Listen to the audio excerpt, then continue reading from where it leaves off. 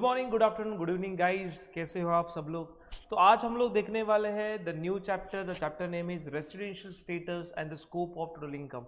बहुत ही easy question इस chapter में से आते हैं और ये चैप्टर जो है लगभग 15 मार्क्स और 15 to 20 मार्क्स का वेटेज का हमारे एग्जाम में होता है।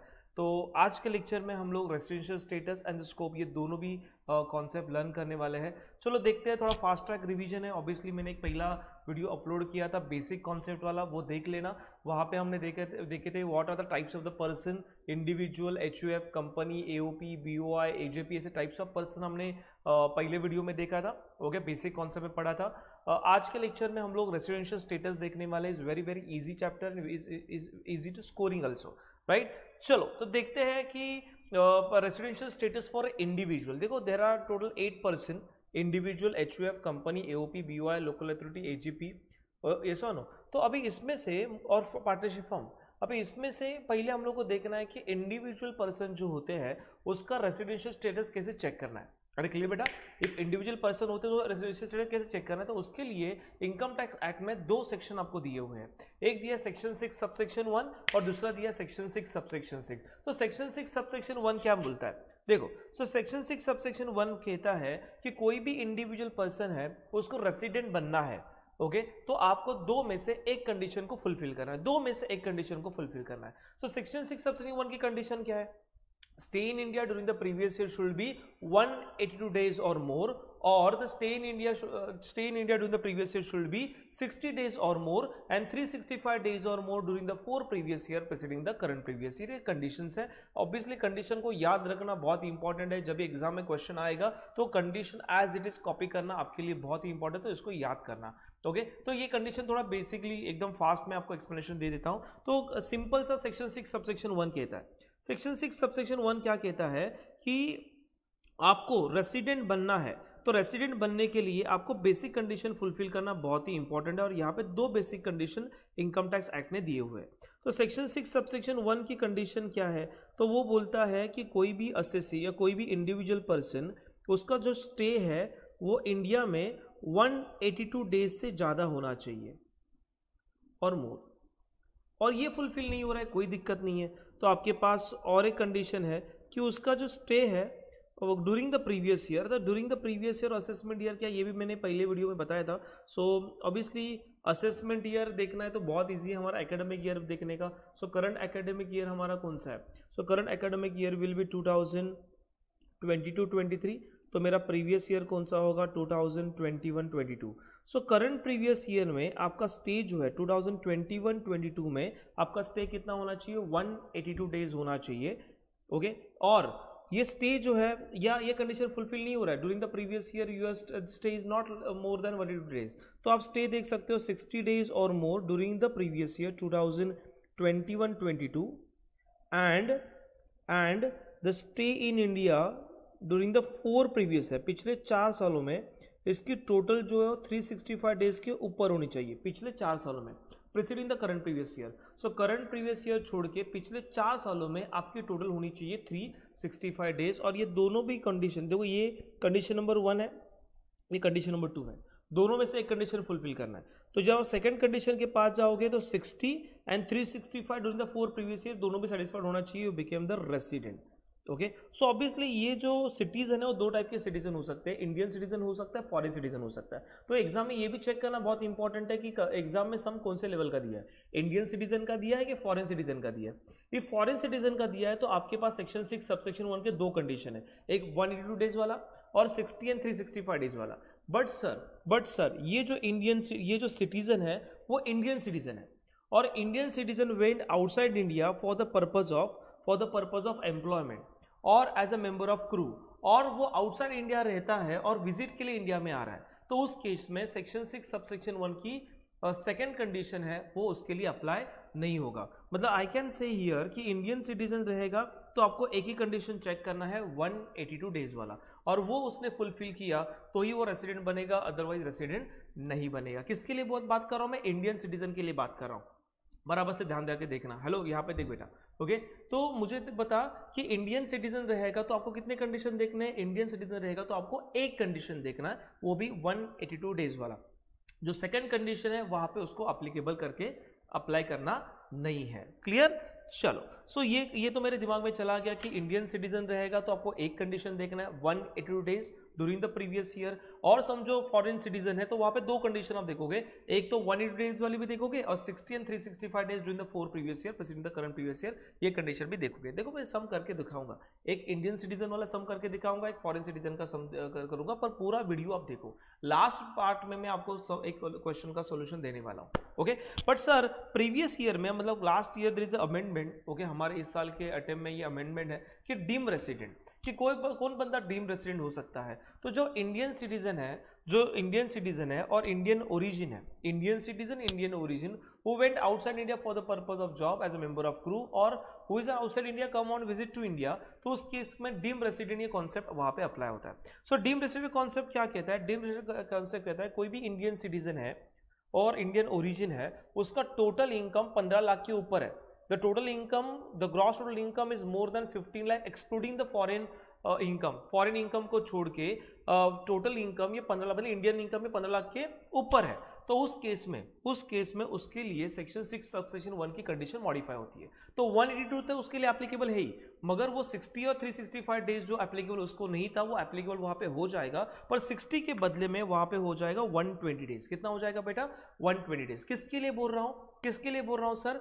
इफ वो इंडियन सिटीजन है और उसका टोटल इनकम ये 15 लाख के ऊपर है, तो उस केस में उसको सेकंड कंडीशन भी अप्लाई होगा, पर 60 के बदले में वहां पे आपको 120 डेज लिखना है, 120 days during the previous year and 365 days during the 4 previous year president the current previous year. Is it clear guys? तो यहाँ पे मैंने छोटा सा एक चार्ट बनाया है, देखो आपके चार्ट बनाया मैंने यहाँ पे, इंडियन सिटीजन है, इंडियन ओरिजिन है, इंडियन ओरिजिन है जिसका टोटल इनकम 15 लाख के नीचे है और स्टे समझो 182 डेज के ऊपर है, ये तो रेसिडेंट बन जाएगा, उसके नीचे तो नॉन रेसिडेंट बन जाएगा। पर कोई बंदा है इंडियन सिटीजन है, इंडियन ओरिजिन है और उसका टोटल इनकम ये 15 लाख के ऊपर है और उसका स्टे 182 डेज के नीचे है, ऊपर है तो रेसिडेंट, ऊपर है तो रेसिडेंट बन गया, पर नीचे है तो उसको डीम रेसिडेंट की कंडीशन अप्लाई करके देखना है ड्यूरिंग द प्रीवियस ईयर उसका स्टे 120 डेज के ऊपर है क्या?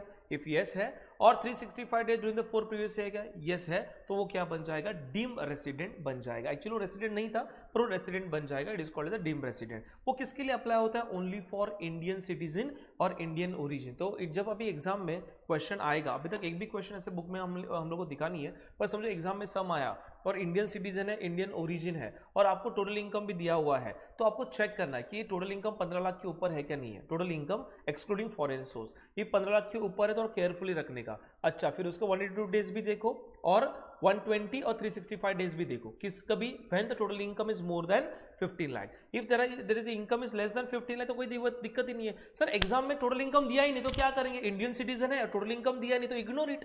सो टोटल इनकम दिया नहीं तो they not asking the question about the deem resident, वो डीम रेसिडेंट के बारे में पूछ रहे ही नहीं है, और नॉर्मल 182 डेज अप्लाई करो और उसका आंसर बता दो। इफ इनकम दिया रहेगा तो चेक करना, अदरवाइज चेक करने की जरूरत नहीं है। तो सिंपल सी बात, इंडियन सिटीजन रहेगा तो आपको एक कंडीशन देखना है, फॉरेन सिटीजन रहेगा आपको दो कंडीशन देखना है रेसिडेंट के लिए। ओके, एक 182 डेज और यहाँ पे 60 and 365 days during the 4 previous year. Clear? Foreign citizen के लिए 2 है, इंडियन सिटीजन के लिए 1 है। एक बार ये बंदा रेसिडेंट बन गया फिर वो आगे बढ़ेगा। इफ आपने सेक्शन 6 सबसेक्शन 1 फुलफिल किया, मैं आगे बढ़ूंगा सेक्शन 6 सबसेक्शन 6 के पास। Section 6 subsection 6 about the deem resident, section 6 subsection 6 about the ordinary resident. ये बंदा ऑर्डिनरी रेसिडेंट है क्या नहीं है, तो वो चेक करने के लिए हम लोग को जाना पड़ेगा नेक्स्ट सेक्शन के पास। ओके, सो एक बार आपने सेक्शन 6 सबसेक्शन 1 फुलफिल कर गया, एक बार आप रेसिडेंट बन गए, तो आपको देखना है कि आप ऑर्डिनरी हो क्या नॉन ऑर्डिनरी रेसिडेंट हो। और ऑर्डिनरी रेसिडेंट बनने के लिए आपको 2 कंडीशन कंपलसरी फुलफिल करना बहुत ही जरूरी है। तो 2 कंडीशन क्या है?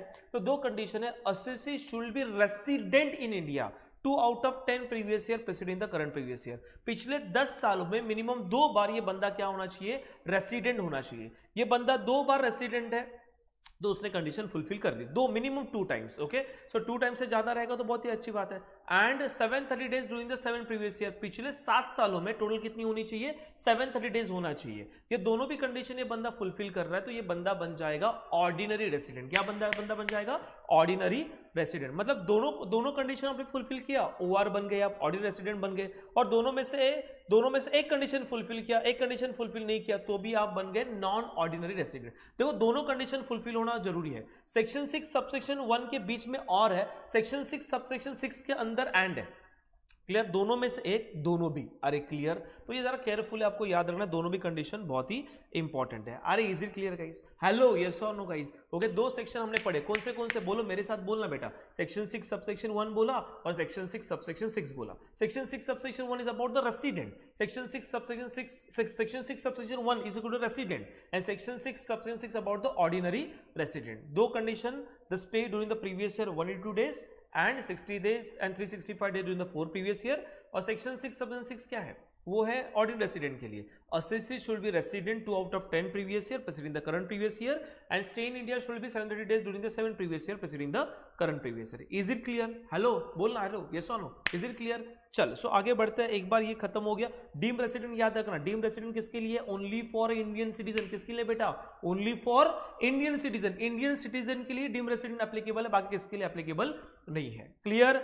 चलो, उसके बाद हम लोग जाएंगे नेक्स्ट पार्ट के पास, आएगा HUF। हमने अभी इंडिविजुअल देखा, मैं अभी HUF के पास जाता हूं। इसके ऊपर कोई भी प्रैक्टिकल क्वेश्चन एग्जाम में नहीं आएगा, पर मे भी थ्योरेटिक ऑब्जेक्टिव क्वेश्चन में वो लोग पूछ सकते हैं, ऑब्जेक्टिव लेवल पे पूछ सकते हैं। उसके ऊपर ज्यादा थरली प्रिपरेशन मत करो, 1-2 मार्क्स का ऑब्जेक्टिव आएगा। इसके ऊपर कोई प्रैक्टिकल क्वेश्चन वो लोग नहीं पूछेंगे। कोई भी HUF है वो रेसिडेंट और नॉन रेसिडेंट डिपेंड करता है उसके कंट्रोल एंड मैनेजमेंट के ऊपर। इफ समझो कंट्रोल एंड मैनेजमेंट होली और पार्टली इन इंडिया है, होली और पार्टली इन इंडिया है, होली एंड पार्टली इंडिया है, मतलब मैनेजमेंट कंट्रोल यहां से इंडिया से होता है, पार्टली इंडिया से, पार्टली आउटसाइड इंडिया से, आप बन गए resident. Okay, wholly outside India you became non resident. Okay, wholly in India, partly in India, partly outside India, you became resident. Are it clear? और आप ऑर्डिनरी रेसिडेंट हो या ना हो ये डिपेंड करेगा कर्ता के स्टेटस के ऊपर। इफ कर्ता ऑर्डिनरी रेसिडेंट है तो HUF भी बनेगा ऑर्डिनरी रेसिडेंट। कर्ता नॉन रेसिडेंट है तो HUF बनेगा नॉन रेसिडेंट। कर्ता जो NRI है तो HUF बनेगा नॉन ऑर्डिनरी रेसिडेंट। मतलब ऑर्डिनरी और नॉन ऑर्डिनरी ये डिपेंड करता है कर्ता के स्टेटस के ऊपर। Are is it clear guys? Resident और नॉन रेसिडेंट ये डिपेंड करता है कंट्रोल एंड मैनेजमेंट के ऊपर। Wholly in India resident, partly India, partly outside India resident, wholly outside India non resident. Are it clear बेटा? So HUF is over. जाएंगे आगे। So HUF के बाद next will be the firm, AOP and BOI। Okay, firm, AOP, BOI, 3 legal status हम लोग को देखना है। सो उसके लिए भी आपको कंट्रोल एंड मैनेजमेंट देखना है। If control and management wholly in India है तो आप रेसिडेंट बन गए, और जैसे आप रेसिडेंट बन गए ऑटोमेटिकली ऑर्डिनरी बन गए। देखो फर्म, AOP, BOI इनके लिए, फर्म, AOP, BOI इनके लिए या कंपनी के लिए OR के लिए कंडीशन नहीं है सर, उनके लिए रेसिडेंट देखना है। उसके लिए देखना है control and setup and management आपको देखना है। Control setup Holi in India है, पार्टली इन इंडिया है, Holi partly in India you became resident, और एक बार रेसिडेंट बन गए automatically you became the ordinary resident. और समझो Holi outside India you became the non resident. Okay, NRI। Company के लिए होली इन इंडिया है तो रेसिडेंट, होली आउटसाइड इंडिया है नॉन रेसिडेंट। यहाँ पे पार्टली का नहीं है, partly India, partly outside India you became the non resident. Okay, wholly outside India you became the non resident. मतलब आपको लर्न करने में देखना है firm, AOP, BOI, control management देखना है। Control management wholly in India है you became resident, partly India, partly outside India you became the resident, wholly outside India you became the non resident. Partly India, partly outside India you became the resident. Company के लिए क्या देखना? Company के लिए management देखना, Holi in India रहेगा तो ही resident है, अदरवाइज वो कंपनी नॉन रेसिडेंट इंडियन बन जाएगी। Is it clear guys? तो इस तरीके से हमारा रेसिडेंशियल स्टेटस यहाँ पे खत्म हो गया, बेसिक कॉन्सेप्ट खत्म हो गया। इज अराउंड 10 मिनट्स का रिवीजन है ये।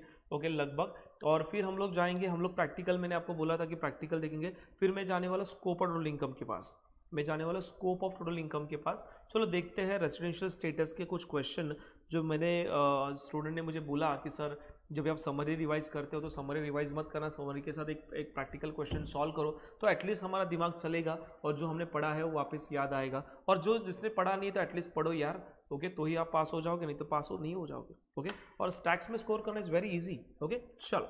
सो मुझे बताओ, यहाँ पे एक डेटा दिया हुआ है, mister x is a US citizen. अरे US सिटीजन है, इंडियन सिटीजन नहीं है, बहुत अच्छी बात है। US सिटीजन है तो क्या करना है? US सिटीजन है तो आपको देखना है कि यहाँ पे सेक्शन 6 सबसेक्शन 1 के दोनों भी कंडीशन आपके लिए ओपन है। मतलब आपको 182 डेज भी आप चेक कर सकते हो और आप 60 days and 365 days during the 4 previous year ये भी आप चेक कर सकते हैं। दोनों भी ऑप्शन आपके पास अवेलेबल है। चलो चेक करते हैं कौन सा ऑप्शन आपके लिए अवेलेबल है। देखो ये जो आपको देखना है 182 डेज वो कौन से ईयर के लिए देखना है? Previous year. और यहाँ पे स्टे कितना है? 2021-22 का स्टे कितना है? 200 डेज का स्टे है, विच इज मोर देन 182 डेज। मतलब ये बन गया, विच इज मोर देन 182 डेज, ये बन गया रेसिडेंट। और मतलब इसने सेक्शन 6 सबसेक्शन 1 की फर्स्ट कंडीशन इसने फुलफिल कर दी। और समझो अभी ये इसने सेक्शन 6 सबसेक्शन 1 फुलफिल किया तो मैं आगे बढ़ूंगा सेक्शन 6 सबसेक्शन 6 के पास, मतलब ये ऑर्डिनरी है क्या नहीं है वो चेक करने के लिए। ऑर्डिनरी ऑर्डिनरी चेक होता है ये असेसी रेसिडेंट है क्या नहीं है। रेसिडेंट कितने साल बोल रहे हैं, 2 out of 10 previous year president the current previous year. Current previous year छोड़ के पिछले 10 सालों में मिनिमम 2 टाइम्स ये बंदा क्या होना चाहिए, रेसिडेंट होना चाहिए। And 730 days during the 7 previous year. तो ये दोनों भी कंडीशन फुलफिल किया, ये बंदा क्या बनेगा, ऑर्डिनरी रेसिडेंट बनेगा। चलो चेक करते हैं किस तरीके से इंप्लीमेंट करना है। मुझे बताओ यहाँ पे ये जो अप्लाई करना है 6 ये आपको इधर से मतलब करंट प्रीवियस ईयर छोड़ के आपको देखना है। ये 100 डेज स्टे है, कितना डे, 100 डेज है।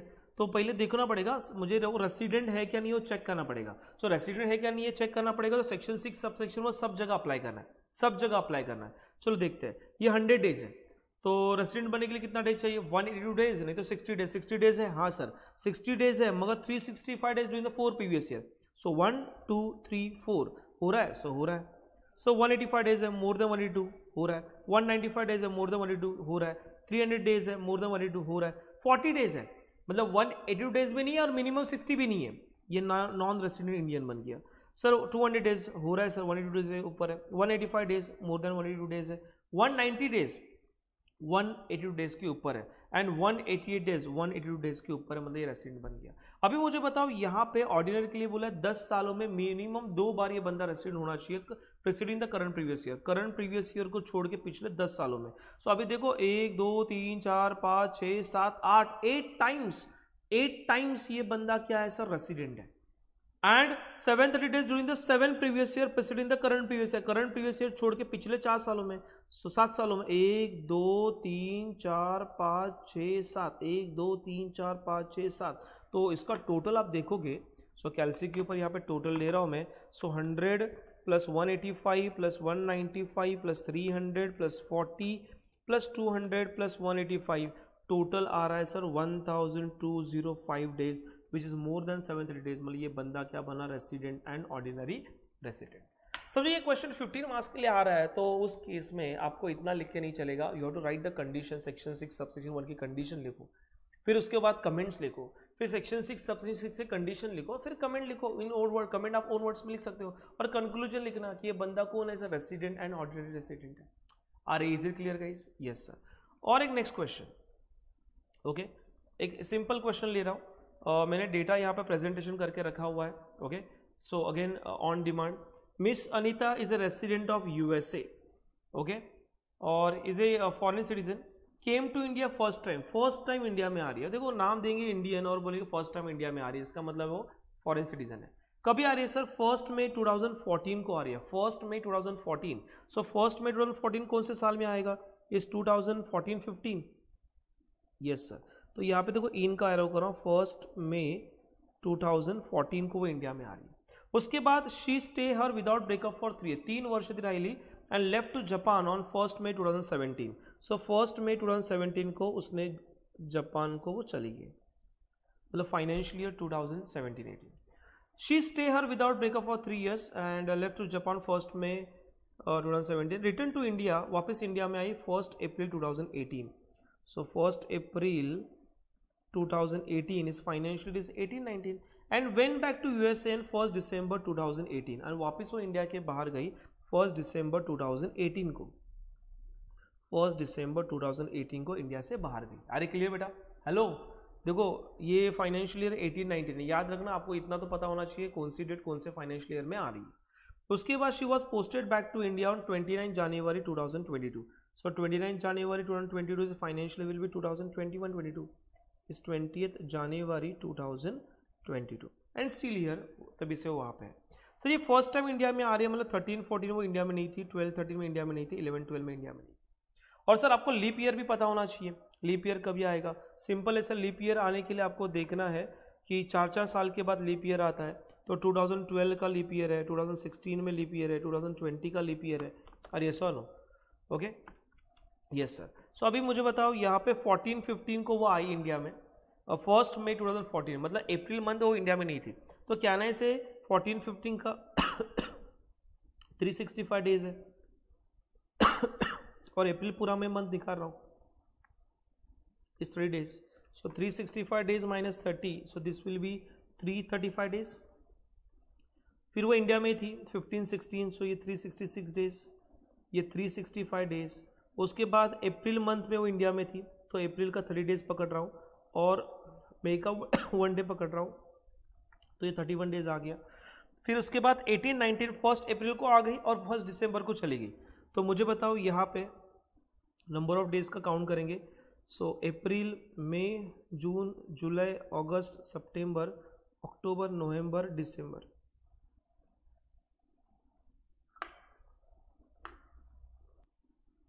सो अप्रैल में नंबर ऑफ डेज ऐसे देखा जाए तो 30, मई का 31, जून का 30, जुलाई का 31, अगस्त 31, सितंबर 30, अक्टूबर 31, नवंबर 31 और दिसंबर का 1 डे. सो ये काउंट करूँगा 30, 31, 30, 31, 31, 30, 31, 31 और 1. So this will be 246 days. Okay sir. फिर वो 1920 इंडिया में नहीं थी क्योंकि वो चली गई, तो यहाँ पे डैश होगा, यहाँ पे डैश होगा. डायरेक्टली वो आ गई इन द मंथ ऑफ 20 जनवरी 2022, मतलब फाइनेंशियल ईयर 2021-22 में वो आ गई. तो कैन आई से हियर, इसका मतलब वो जनवरी, फरवरी, मार्च, वो 3 महीना इंडिया में थी. सो जनवरी के नंबर ऑफ 31 माइनस 20, आने जाने का दिन दोनों भी काउंट करना है, आने का दिन और जाने का दिन दोनों भी काउंट करना है. फरवरी के 28, मार्च के 31. सो कैन आई से 12 + 28 + 31, this will be 71 days. Okay, चलो देखते हैं ना ये बंदा रेसिडेंट है कि नॉन रेसिडेंट है ये. ओके चलो, तो मुझे बताओ, चलो आप बोलो सेक्शन 6 सबसेक्शन 1 क्या बोलता है. 182 डेज और 60 days and 365 days during the 4 previous year preceding the current previous year. अभी इसका स्टे देखो 71 डेज है ड्यूरिंग द प्रीवियस ईयर, मतलब 182 डेज के नीचे है, तो ये नहीं फुलफिल हो रहा है. पर सर 60 डेज है, हाँ सर 60 डेज है, 71 डेज है sir. 365 days during the 4 previous year preceding the current previous year. पिछले 4 सालों में टोटल 365 होना चाहिए. देखो 4 साल preceding the current previous year, current previous year छोड़ के, तो 1 2 3 4, तो मैं बोलूंगा 246 + 31, टोटल कितना हो रहा है सर, 277 डेज हो रहा है. मतलब ये 365 फुलफिल नहीं कर रही है. मुझे बताओ यहाँ पे दोनों भी कंडीशन लिखा है एंड, मतलब दोनों भी फुलफिल होना चाहिए, तो ये बंदी जो है वो बन गई नॉन रेसिडेंट इंडियन. आपने सेक्शन 6 सबसेक्शन 1 को फुलफिल नहीं किया. अरे क्लियर बेटा. ओके, ये फुलफिल किया होता तो मैं रेसिडेंट बोलता, और सेक्शन 6 सबसेक्शन 1 उसने फुलफिल किया तो मैं आगे बढ़ूंगा. Hello, is it clear. Okay, तो बहुत सारे सम मैंने क्लास वर्क में सॉल्व किए हैं, यू नो वेरी वेल. तो आप क्लासबुक के सारे सम एक बार रिवाइज कर लेना. ओके, तो बेसिक मैंने जो चीज़ें हैं मैंने आपके साथ डिस्कस की. देखो लास्ट 2 अटेम्प्ट मैंने देखा कि इंडियन सिटीजन के ऊपर ज़्यादा क्वेश्चन 2 टाइम्स उन्होंने पूछा था, वो भी इन आउट पीरियड वाला, कि वो आया फिर गया फिर आया फिर गया. क्लियर. तो एक क्वेश्चन उसमें से भी करवा के लेता हूँ आपसे. ओके, ऐसे टाइप का क्वेश्चन आपने 2018 में भी दिखा रहेगा, 2019 के पेपर में भी दिखा रहेगा. तो ऐसे टाइप के क्वेश्चन फिलहाल पूछ रहे, तो एक क्वेश्चन मैं उसमें से सॉल्व कर रहा हूँ. देखो मिस्टर नितिन दोपट, अभी नितिन दोपट इंडियन सिटीजन है, और जब इंडियन सिटीजन होगा तो मैंने पहले ही बोला था सेक्शन 6 सबसेक्शन 1 की आपको एक ही कंडीशन देखना है, 182 डेज वाला. ओके, और जब ऐसे टाइप का क्वेश्चन आएगा ना तो क्या करना है बेटा, ऐसे टाइप का क्वेश्चन आएगा तो करंट प्रीवियस ईयर का पहले चेक करो ये बंदा कौन है, उसके बाद आगे वाला कैलकुलेशन करना शुरुआत करना. तो मुझे बताओ यहाँ पे आप इन आउट डेट देखोगे तो 15 अप्रैल 2021 और 1 मई 2021, मतलब यहाँ पे लिखा है date of departure, date of arrival, कभी गया वापस कभी आया. और आप सारे डेट देखोगे 2021-22 की ही है, 21-22 की ही डेट्स है. चलो देखते हैं. तो मुझे बताओ यहाँ पे ये 1 मार्च 2021 मतलब financial will B 2020-21, 25 March 2021 financial is 2021, 15 अप्रैल 2021 तो ये 21-22, ये भी 21-22. तो मैं ऐसे पहले साल लिख के ले रहा हूँ, सो एटलीस्ट मुझे पता चले कौन सा डेट कौन से साल में यहाँ पे आ रहा है, तो एटलीस्ट उसी तरीके से मेरी स्ट्रैटेजी प्लान होगा. तो ये मैंने पहले साल लिख दिया, 2021-22 के बीच में ही ये सारे पीरियड है. तो फिर अभी क्या करूँगा सर, अभी मैं यहाँ पे लिख रहा हूँ फाइनेंशियल ईयर 2021-22 चेक करूँगा यहाँ पे. ये मेरा प्रीवियस ईयर है, प्रीवियस ईयर में स्टे 182 डेज के ऊपर गया तो रेसिडेंट है, तो ही मैं आगे बढ़ूंगा, अदरवाइज एनआरआई बन गया, सम यहाँ पे खत्म हो गया.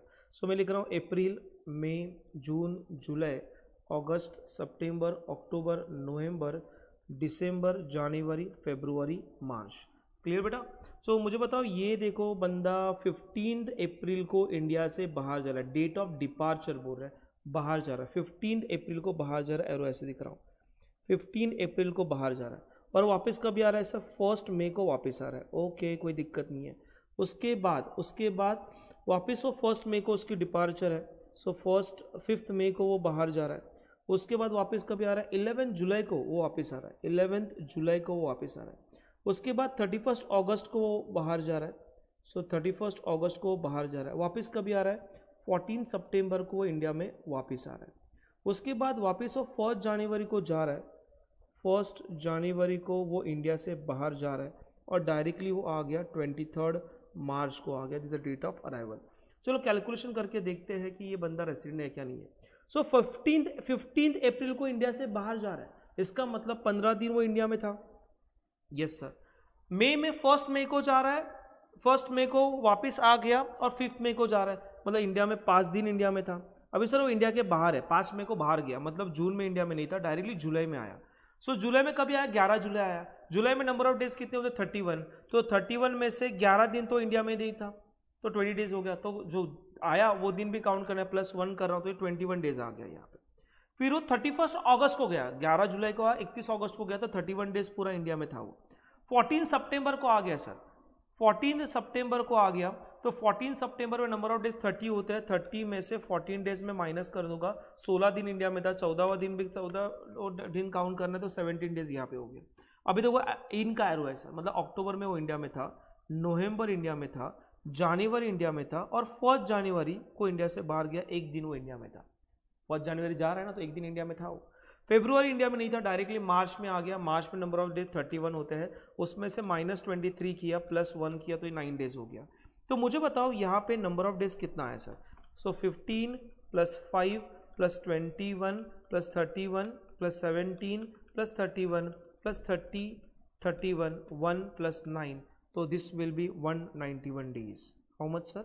191 डेज। एक बार काउंट करता हूँ वापिस, 15 + 5 + 21 31 17 15 + 5 + 21 31 17 + 31 + 30 + 31 + 1 + 9, इट विल बी 191 डेज। और मुझे बताओ रेसिडेंट बनने के लिए कितना डेज चाहिए? 182, विच इज मोर देन 182 डेज। तो यस, ये जो बंदा है वो क्या बना? रेसिडेंट।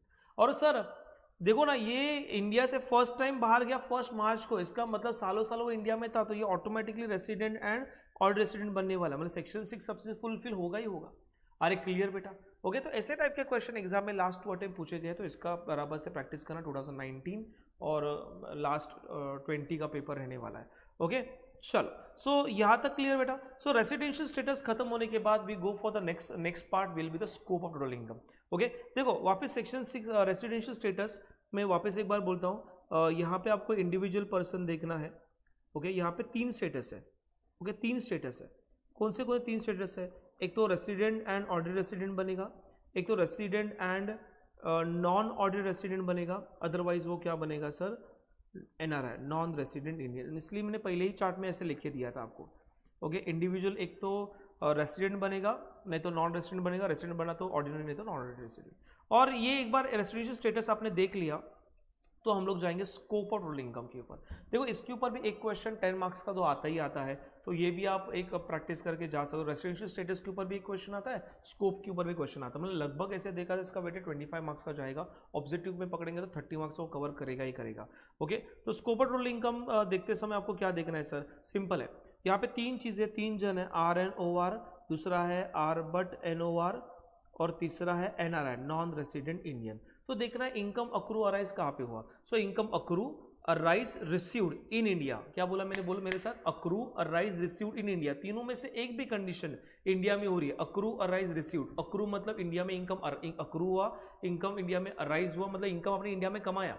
ओके, रिसीव्ड इंडिया में किया तो ये हो जाएगा टैक्सेबल टैक्सेबल टैक्सेबल। तीनों में से एक भी कंडीशन, इनकम अक्रू इंडिया में हुआ, रिसीव भले आउटसाइड इंडिया हुआ तो भी टैक्सेबल टैक्सेबल टैक्सेबल। आपका लीगल स्टेटस मतलब आपका रेसिडेंशियल स्टेटस RNOR हो, RBUT NOR हो या NR हो, तीनों को आपको टैक्स पे करना है। Okay, income accrue arise receive, accrue arise and receive. देखो नोट्स में तो डिटेल में लिखा हुआ है, मैं यहाँ पे ऐसे ही लिख रहा हूँ। उसके बाद income accrue arise received outside India, it's a foreign income but control setup in India. Income बाहर के कंट्री में अक्रू हुआ है, बाहर के कंट्री में अराइज हुआ है, बाहर की कंट्री में रिसीव हुआ है, पर कंट्रोल सेटअप इंडिया में है तो टिक टिक क्रॉस, मतलब taxable, taxable, non taxable.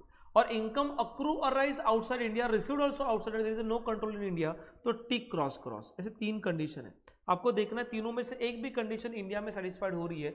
Okay, India में इनकम अक्रू हो रहा है, इंडिया में इनकम अराइज हो रहा है, इंडिया में इनकम रिसीव्ड हो रहा है, तो समझ लेना सब कोई भी टाइप का आप असेसी हो, आप रेसिडेंट, आपका स्टेटस RNOR है, RBUT NOR है, NR है, तीनों भी जन टैक्सेबल होंगे इंडिया के लिए। तो इसके लिए थोड़ा सा मैंने ना एक बेसिकली थोड़ा सा फॉर्मेट को मॉडिफाई किया, हमारे नोट्स में फॉर्मेट अलग है और ये थोड़ा सा अलग है, तो मैंने थोड़ा सा ये काउंट किया कि कुछ लोग ना कंफ्यूज होता है। देखो कभी भी याद रखना, जो भी स्टेटमेंट आएगा तो पहले आपको ये रिकॉग्नाइज होना चाहिए कि इंडियन इनकम है क्या फॉरेन इनकम है। क्या रिकॉग्नाइज होना चाहिए कि इंडियन इनकम है क्या फॉरेन इनकम है। सर कैसे पता चलेगा इंडियन इनकम है फॉरेन इनकम है?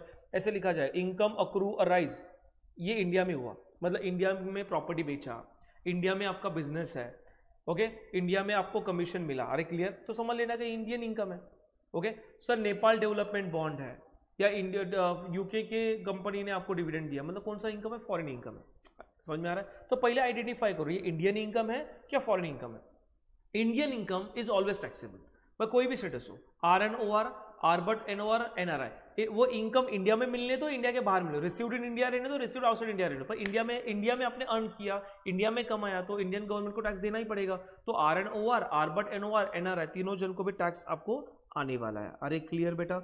ओके, इफ इंडिया में इनकम अक्रू है, Indian income is always taxable all type of assessee. फिर फॉरेन इनकम है, सो फॉरेन इनकम देखो, सो फॉरेन इनकम है और फॉरेन इनकम फॉरेन में ही रिसीव हो रहा है, फॉरेन इनकम फॉरेन में ही रिसीव हो रहा है, रिसीव आउटसाइड इंडिया है, तो obviously sir foreign income outside India receive हो रहा है, देयर इज नो। देखो फॉरेन इनकम रहेगा तो और एक चीज देखना, कंट्रोल सेटअप कहाँ पे है। So control setup in India है तो केयरफुली रहना। सो कंट्रोल सेटअप समझो इंडिया में रहेगा, ओके, फॉरेन इनकम है और रिसीव्ड इन इंडिया रहेगा तो टैक्सेबल टैक्सेबल टैक्सेबल, मतलब आपने आउटसाइड इंडिया कमाया, ओके, और रिसीव्ड इंडिया में किया, तो सारे कौन से भी टाइप का असेसी हो, RNOR, RBUT NOR, NRI तीनों के टैक्स भरना है।